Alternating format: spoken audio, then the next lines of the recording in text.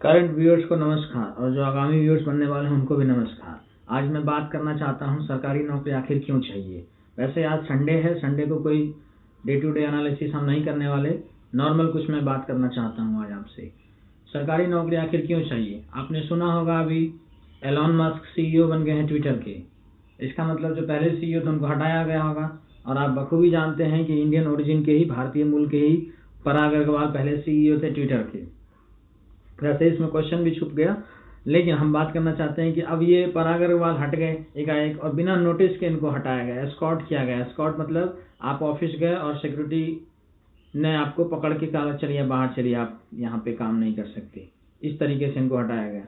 यही है प्राइवेट नौकरी में दिक्कत।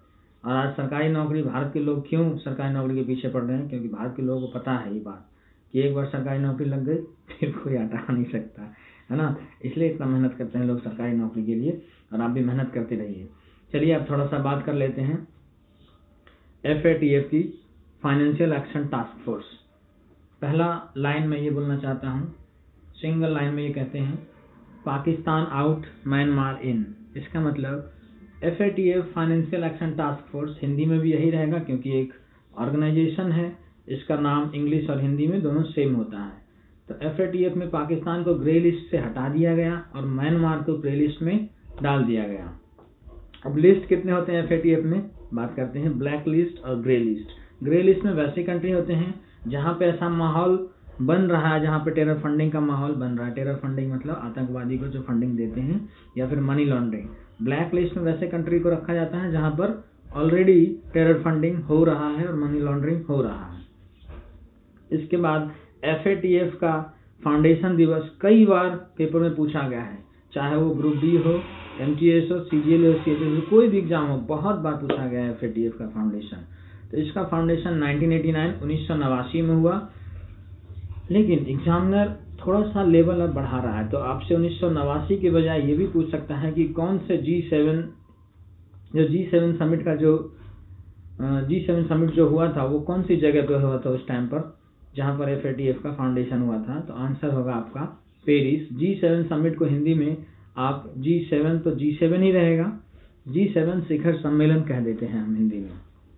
तो 1989 में इसका फॉर्मेशन हुआ, पेरिस में हुआ, और इसीलिए इसका हेडक्वार्टर भी पेरिस हो गया। ऐसे चीज़ों को कनेक्ट करिए और पढ़िए।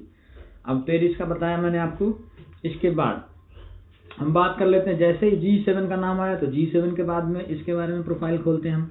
G7 जो है 1975 में बना है। नॉर्मली आप गूगल वगैरह पे सर्च करोगे तो 1973 भी दे सकता है, बट वो आंसर्स करेक्ट नहीं है। 1973 में G6 का फाउंडेशन हुआ था, और G6 के बाद 1973 के बाद 1975 में 1975 में एक देश कनाडा और जुड़ा 1975 में, तब जाके ये फाइनल G7 कंट्री बन पाया। तो इस हर लाइन में क्वेश्चन छुपा हुआ है। फाउंडेशन कब हुआ, 1975 में, उस टाइम कौन सी कंट्री आके जुड़ी, या ऐसा पूछ सकता है G6 में कौन सी कंट्री जुड़ी तब जाके G7 बना, तो कनाडा। अब हम बात कर लेते हैं कि इसमें कौन कौन से देश G7 में आते हैं। ये बहुत इंपॉर्टेंट, ये क्वेश्चन जो है BPSC में भी पूछा गया और ग्रुप डी में भी पूछा गया, NTPC में भी पूछा गया। तो आपको G7 कंट्री का याद रखना है। इसका मैंने एक आपके लिए स्पेशल ट्रिक बनाया है।